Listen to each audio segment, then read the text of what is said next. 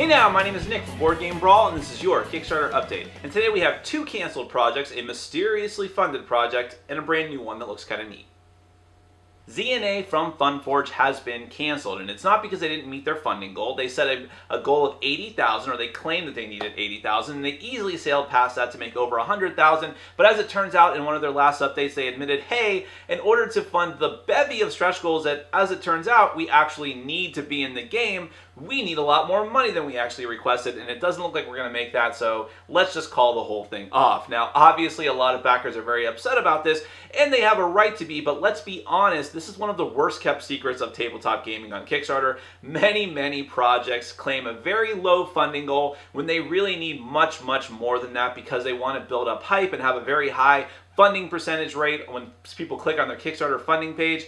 I don't know what the solution is. It's sad because it looked like this could have been a very cool game. I'm sure it'll get made eventually anyways, but hopefully this will be a cautionary tale for future Kickstarter project creators.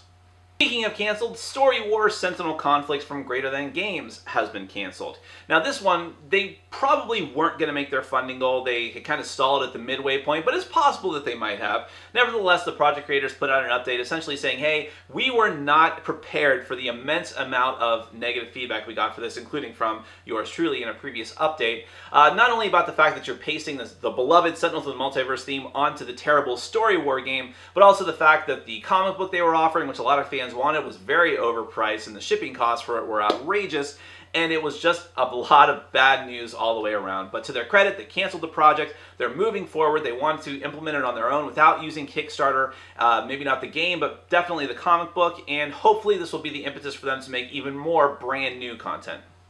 And how about some more answers regarding Board Game Geek, the card game? Well, I don't have any for you. So far, the game is funded, it's going to be made, but there hasn't been any kind of official response from the owner of Board Game Geek or Game Salute regarding the situation, why they were trying to hide their connection.